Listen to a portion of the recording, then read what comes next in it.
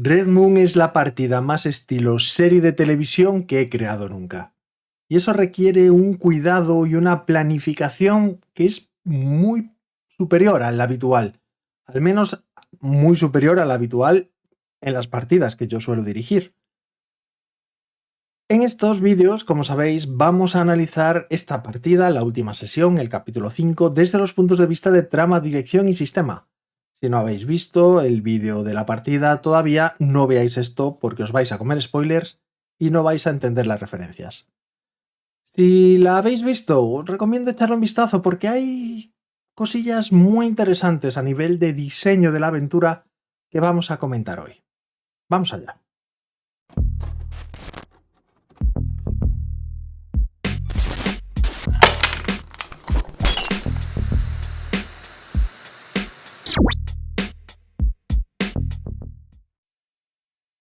En una aventura de estilo televisivo como este es muy importante la coherencia, el mantener el mismo estilo sesión tras sesión, capítulo tras capítulo, para que los jugadores y también los espectadores sepan un poco la estructura de lo que va a pasar y de a qué atenerse. En el caso de Red Moon, empezamos todas las sesiones con un prólogo que es un flashback, algo que le pasó a alguno de los personajes, al menos a alguno de los personajes hasta ahora.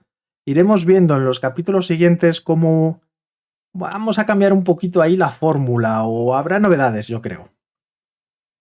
En nuestra sesión de hoy, en el capítulo 5, lo que es el prólogo consistía en el bullying que sufría el personaje de Leila después de su transformación, por decirlo así, después de ese ritual al que lo sometió su abuela y la amiga de su abuela, la señora Joyce. También el objetivo era presentar, y esto es muy importante, a los abusones. Tengo que decir ahí que me olvidé de indicar su nombre cuando dije que eran los de siempre, que eran pues penejotas que los personajes ya conocían porque son como los abusones del cole. No les puse nombre en ese momento, no dije su nombre, y eso fue un error. Tenía que haberlo mencionado porque pueden volver a aparecer, van a volver a aparecer más adelante. Y si hubiese dicho su nombre ahora, tendría más peso esa reaparición. A ver, que seguirán siendo esos abusones, seguirán siendo los personajes que ya hemos conocido aquí en este prólogo, pero poner nombre da más peso a los PNJs. Entonces, debería haberlo hecho. No lo hice y me equivoqué. Y el objetivo era también presentar por primera vez al sexto, que los jugadores tuviesen un pequeño atisbo de quién era ese personaje y cuál era un poco la relación que tenía con ellos. Le hemos visto ayudándoles, llegando incluso a la violencia si fuera necesario. Y eso es importante porque iremos descubriendo más cosas poco a poco en las investigaciones de los personajes y puede que en algún flashback. Así que, pues vamos a ver qué relación van a ir desarrollando con él. Y lo iremos viendo. Después del prólogo, nos fuimos a donde estaban todos los personajes. En este caso, la entrevista con Joyce. Sabéis que Leila estaba utilizando esa vela, ese cipher, que le permite leer la mente a la otra persona. Y ahí lo que vimos es cómo la propia Leila se veía sumergida en los recuerdos de Joyce, donde vimos cosas muy interesantes. Para empezar, que fue la propia Leila, o se veía a una Leila, contaminando a Joyce con esa especie de energía amarilla o algo por el estilo, que como si fuese una infección recorría el cuerpo de Joyce. Una Joyce muy más jovencita y que es rescatada antes de que esa contaminación la domine por completo. Es muy interesante porque plantea algunas preguntas, ¿no? Plantea preguntas como, por ejemplo, ¿fue Leila realmente quien contaminó a Joyce? ¿O contaminó o transfirió su poder? Todo depende de cómo se quiera leer ese momento. ¿O realmente Leila en esa visión está viendo algo que le pasó a Joyce, pero en la que ella no estuvo involucrada? ¿Quién la rescató? ¿Qué le pasó? ¿Es esa la diferencia entre ambas? ¿Hay algo más? Son preguntas que quedan ahí en el aire y que se irán respondiendo poco a poco en los capítulos siguientes. Joyce, además, se ha visto que no quería hablar con Leila de estas cosas, hasta el punto de que Leila finalmente se fue de casa. Y Joyce sí que habló con los demás, con Lucas y con Jackson, y ahí mencionamos algo que puede parecer un poco raro, pero es muy importante, que es la metáfora del eco.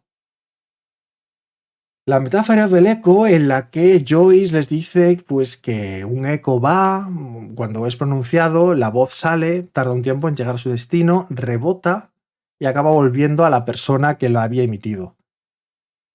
Joyce dice que la historia es como un eco en Red Moon.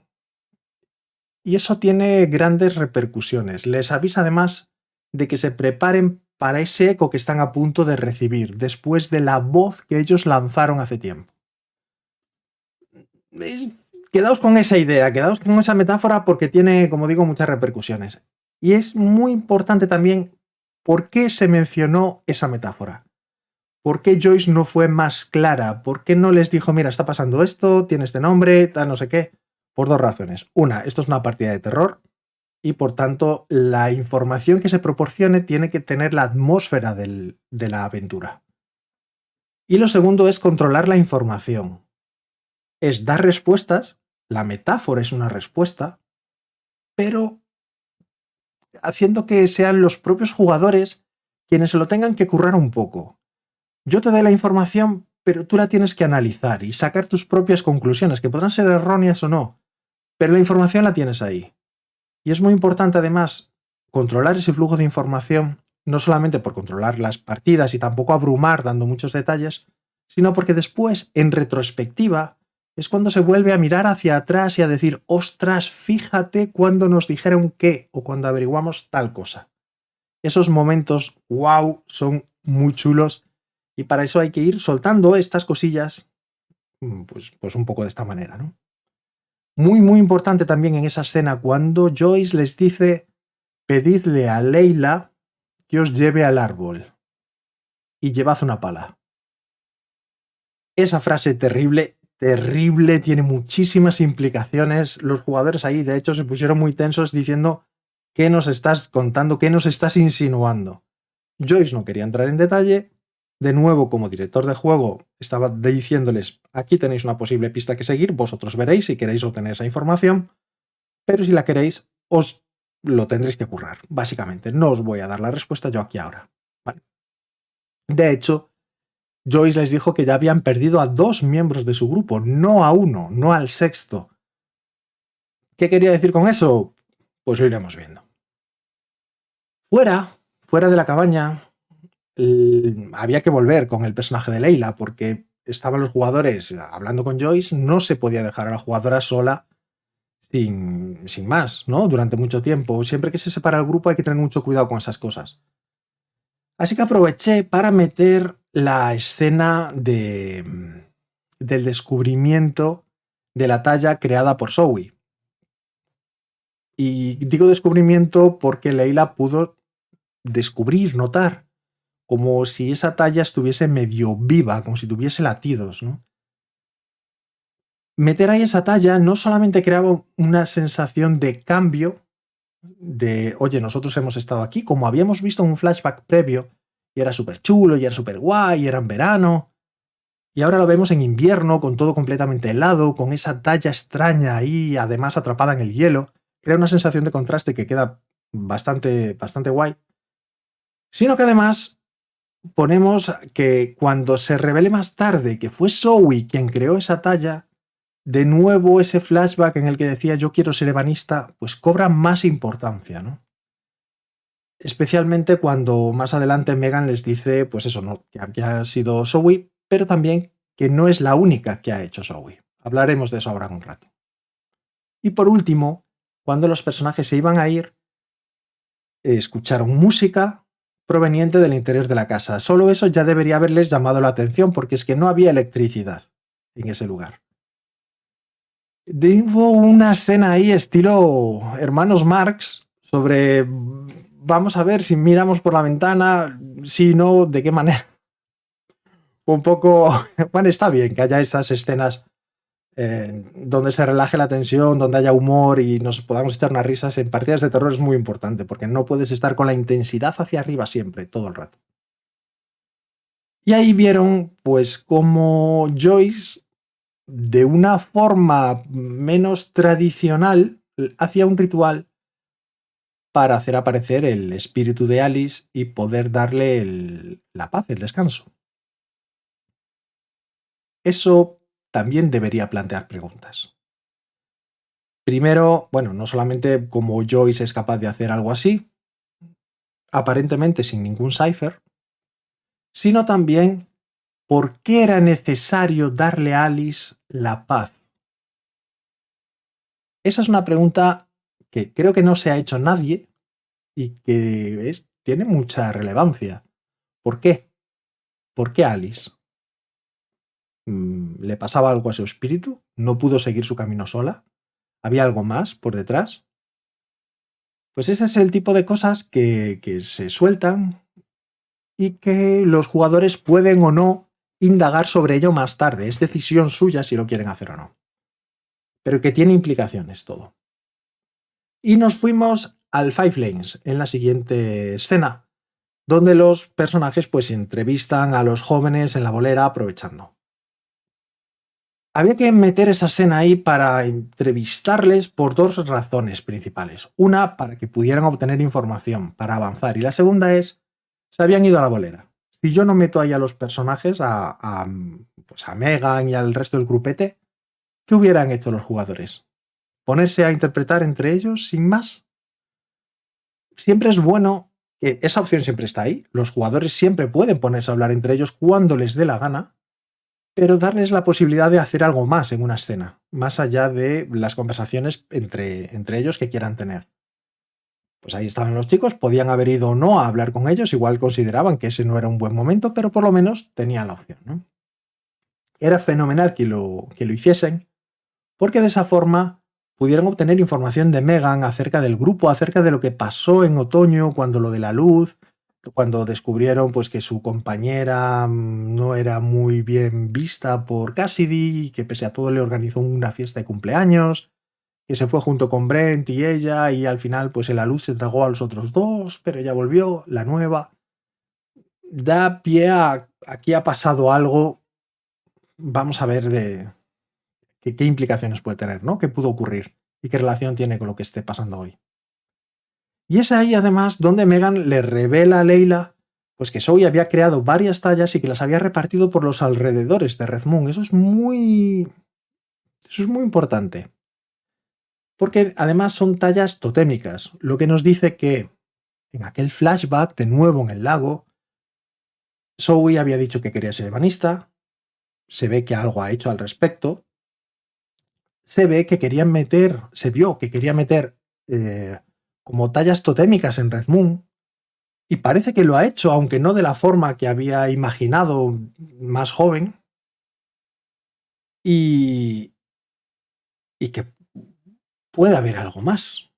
Sobre todo por haberlas repartido por el bosque. ¿Por qué no las ha puesto en el propio Red Moon? ¿Por qué las ha distribuido por ahí donde nadie va a verlas? Bueno, pues ahí queda otro misterio más del pueblo. Al salir del Five Lanes, los personajes, el grupo se dividió en dos. Por un lado, nos fuimos con Lucas. Lucas, que a partir de ahora se va a merecer el apodo del Cotilla, como él mismo se llamó en la partida, porque se fue a ver a Zoe y la encontró pues un poco con un puntillo de alcohol, por decirlo así, y con ciertas, bueno, con muy pocas ganas de invitarla a entrar.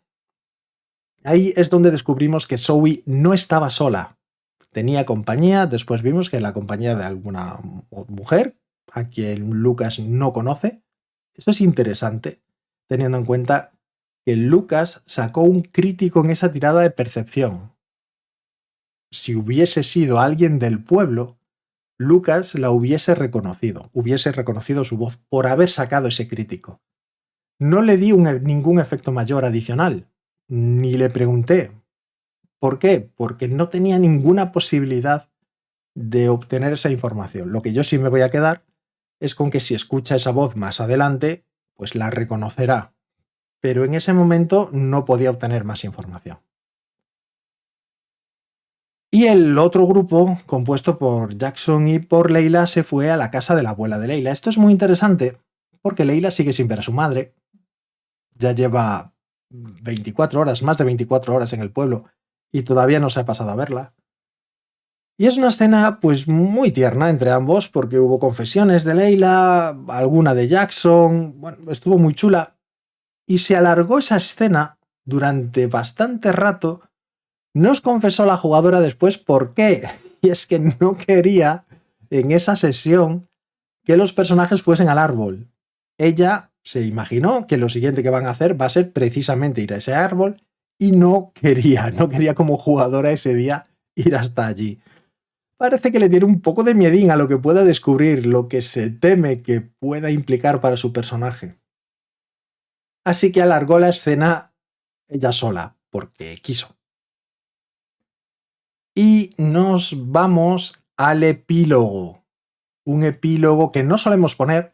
No hemos puesto muchas de esas escenas de mientras tanto en Red Moon, en otro sitio, pero esta había que ponerla.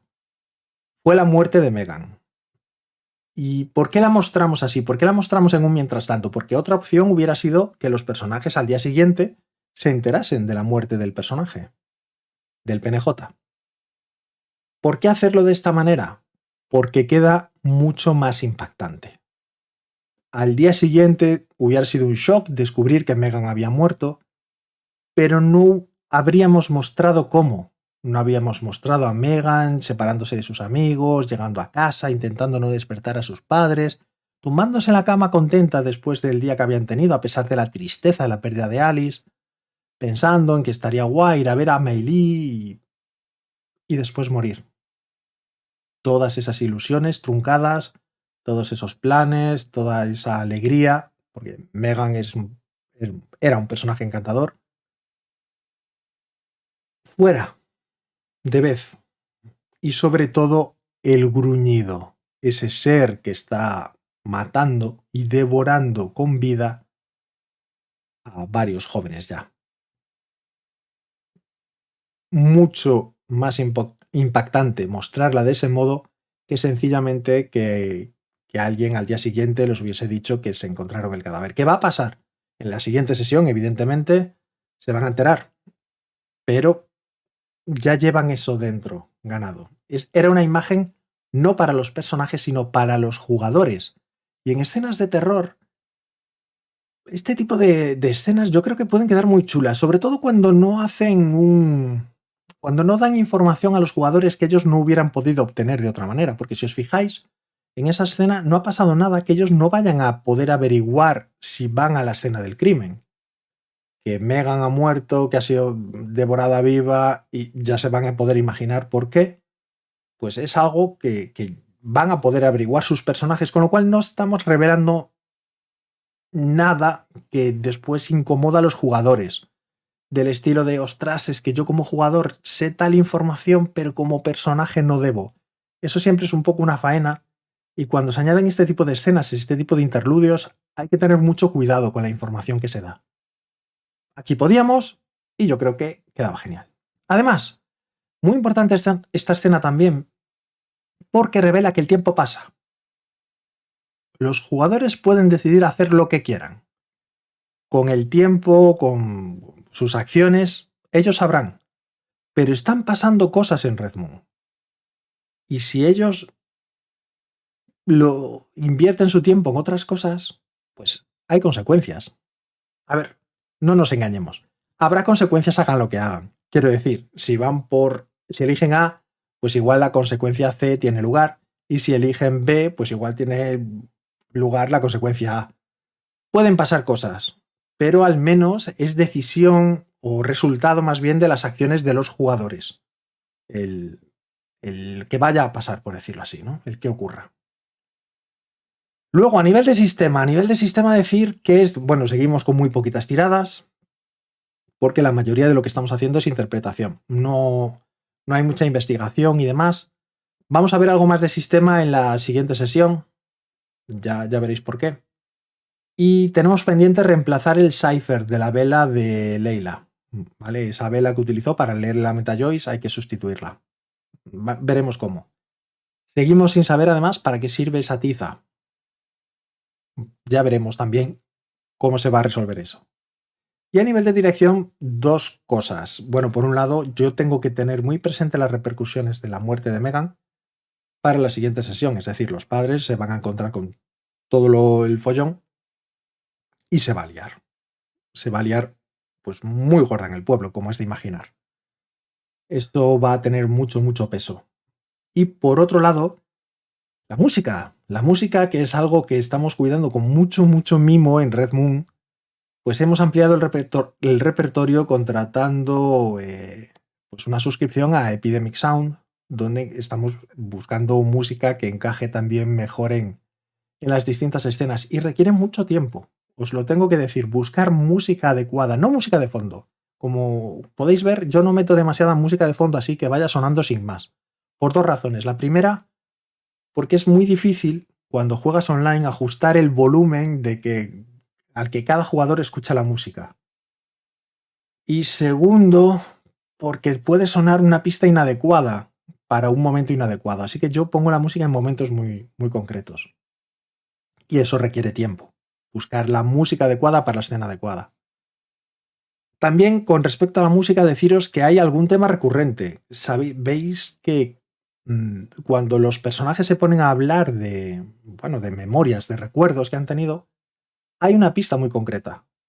Es una pista, de hecho, que se llama Nostalgia PJs, que es de cuando se cuentan cosas, de cuando recuerdan algunos momentos alegres, etc. Pues la hacemos sonar ahí. Eso nos permite además dar coherencia a nivel musical a lo que es la aventura.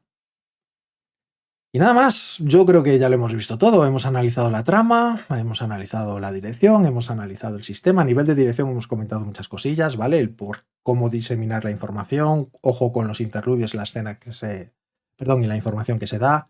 Hemos visto también, por cierto, en la visita a Zoe, a un personaje mucho más tridimensional. Entre lo que ha comentado Megan diciendo que Zoe había hecho las tallas y que no estaba sola, con lo cual toma sus decisiones más allá del han venido todos estos y estoy hecha polvo. Ahora parece un personaje más tridimensional, más redondo, más que hace acciones por su cuenta, no solamente reacciona a lo que hagan los personajes, ¿no? Y eso yo creo que está muy guay. Y nada más, espero que os haya gustado este Tras la Pantalla, donde analizamos el capítulo muy en detalle. Esto es como los comentarios del director, por decirlo así. Poned vuestros propios comentarios abajo en este vídeo. ¿Qué os parece? ¿Quién es vuestro personaje favorito? ¿Qué sospecháis que puedan ser los ecos? ¿Qué pasa con Leila? ¿Qué es eso del árbol? Cualquier cosa que tengáis, cualquier teoría, pues es más que bienvenida. Y nos vemos en el capítulo 6 de Red Moon.